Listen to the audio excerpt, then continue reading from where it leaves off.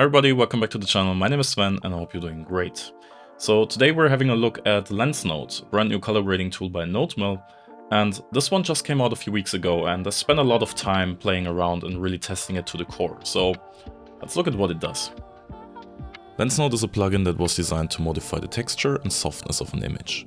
Usually we would choose specific lenses for their specific characteristics. We would use a coated lens for a softer diffusion or a vintage lens for aberrations and distortions.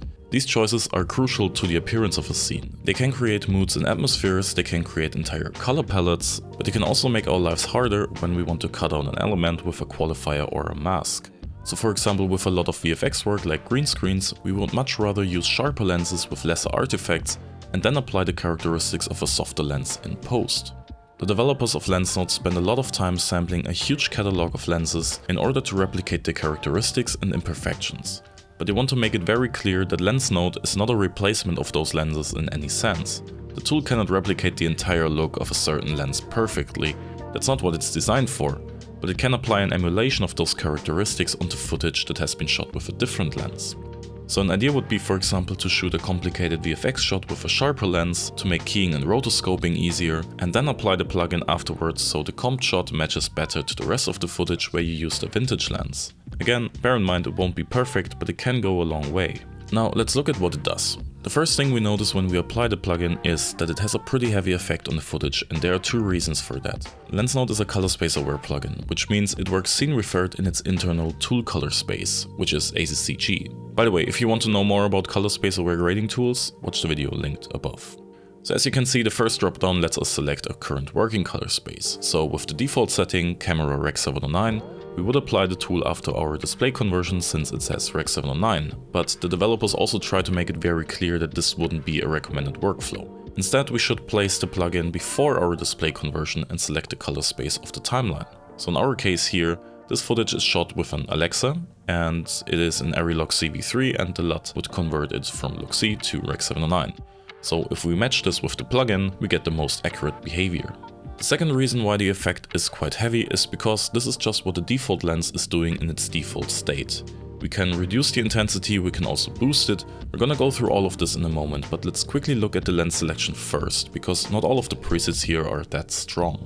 So we can select the lens manufacturer first and then a lens family as well as a variant, which is the focal length. So for example, we could select a Cooke S4 18mm lens or a Tribe 7 Blackwing 7 20mm. Not all of these manufacturers and lens families have multiple focal lengths, but the developers plan on expanding this list in the future, and as of now the list is already quite big, especially considering all of the flexibility we're going to talk about in just a minute. Now the next few sliders let us control the overall intensity of the plugin, and to better understand this, let's open up the next section. So here there are 8 sliders for individual control of every little imperfection of a lens, like the distortion, chromatic aberration and color cast. And the master blend on top essentially decreases every parameter at the same time. This is super helpful when you just want to reduce the overall effect slightly. On the other side, we can also boost the overall effect by simply increasing the overdrive. And those two sliders are a bit different as they influence the behavior in different ways.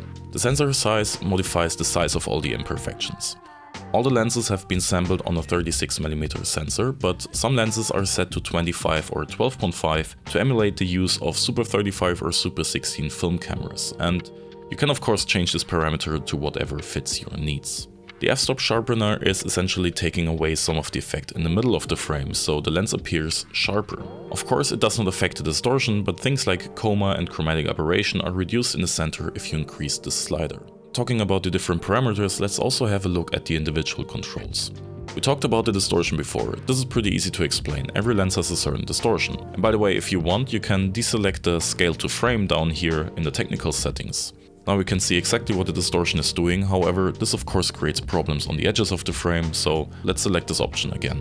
The next one is the chroma, or chromatic aberration, and this is a pretty incredible effect where it creates diffusion on highlights around the edges of the frame. This diffusion is highly dependent on the lens type, but in essence it smears out the image the further you move away from the center. Not to be confused with the chromatic aberration, which is a channel-dependent smearing away from the center. Each RGB channel has its own characteristic here, which leads to the rainbow colors on edges. For some lenses, this effect only blurs the channel away from the center, but for some it also blurs inwards towards the center, and I have to say, it looks really good. Fringing is similar. It's technically also a form of chromatic aberration, however, it is way more subtle and also sometimes appears more in the center of a lens, sometimes as a ring, and sometimes basically overall on the entire image. It is also creating subtle color shifts because each color channel is blurred in a slightly different way. Bokeh blur is a convolution-based blur, also most notably on the edges. This is sampled on the real bokehs of different lenses. This one is probably the heaviest one on the performance, but by the way, so far in a full HD timeline the plugin is actually performing very well. But yeah, this slider creates incredibly realistic blurs that really make a lens feel like a lens and not just a blur effect slapped on the footage in post. The bloom is an overall blur on the entire image. It can be incredibly subtle, but it also can be quite strong. It really depends on the footage and the lens. If there are a bunch of lights in a scene, a certain lens might create a lot of bloom while another one creates barely any.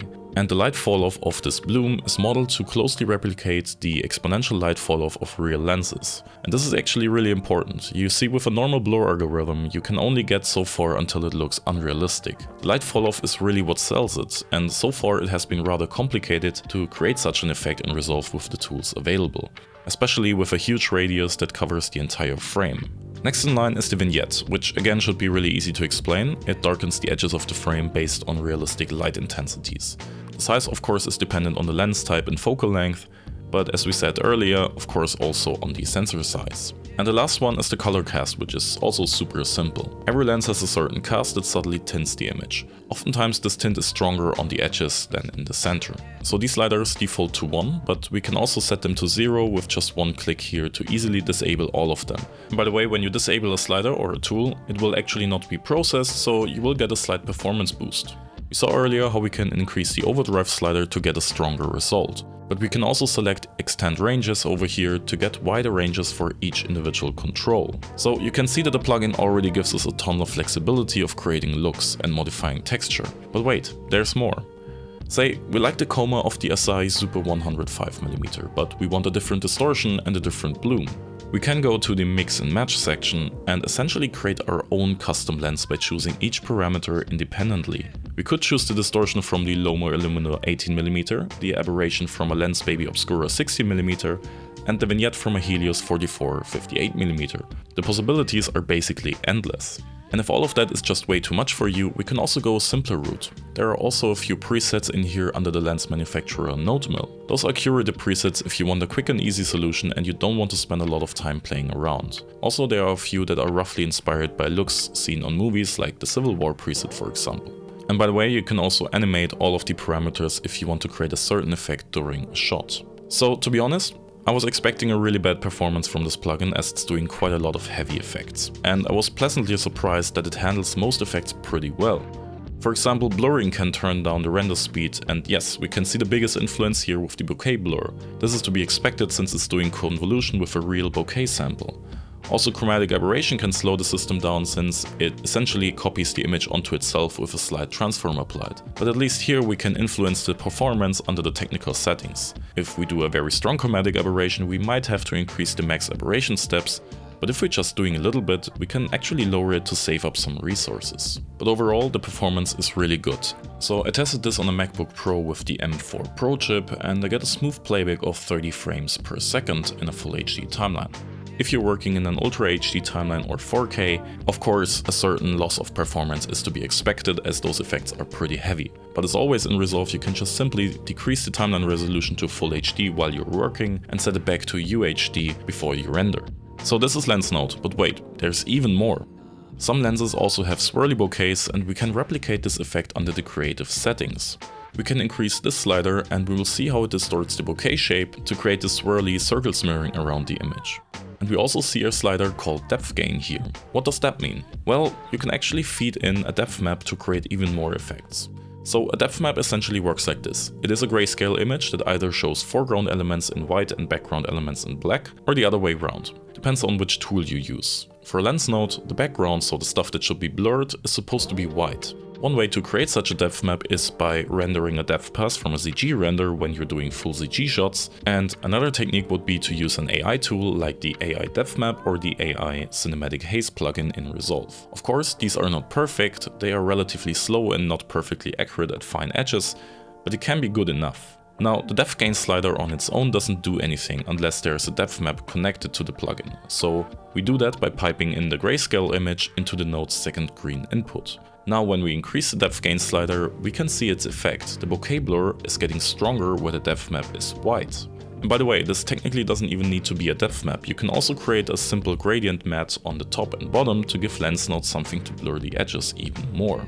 And one last thing, under the technical settings we can find two checkboxes: scale to frame, that we talked about earlier, and reference gamut compression. The plugin operates in ACES-CG internally, and sometimes with ACES you can get problems with highly saturated neon colors. We talked about this in my video on out of gamut colors, and if you want to find out more about this topic, click the video linked above. LensNode is aware of this problem and therefore also included the reference gamut compression to help with those colors.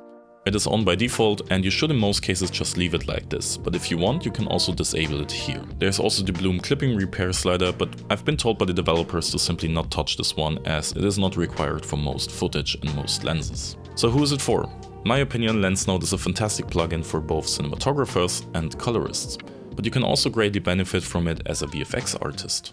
We talked about green screens and rotoscoping earlier, but also for animation and 3D rendering, this plugin can do wonders. Again, the developers wanted to make it very clear that this is in no way designed to replace certain lenses, but it is a plugin that you could have in your toolkit if you wanted to add specific characteristics. So LensNode is a plugin I was actually really looking forward to since it was announced a few months ago. And it makes me really happy that the people over at NodeMill sent me a license as well as a discount code for my community. So if you're going to buy it, you should definitely use the code NOIRGRADE10 for 10% off. For disclosure, this is an affiliate link, so I will get a small percentage, but this also means you can support my channel like that, if you like. So you will get a license with 2 floating seats and free future updates. Alternatively, you can also check out the annual plan or the light version. And for more info on those, check out the link in the video description. So thank you for watching. I hope you could see what the plugin is capable of. If you have any questions, feel free to drop them in the comments below. And if you're new here, consider subscribing to not miss out on upcoming episodes. And until then, I'll see you in the next video.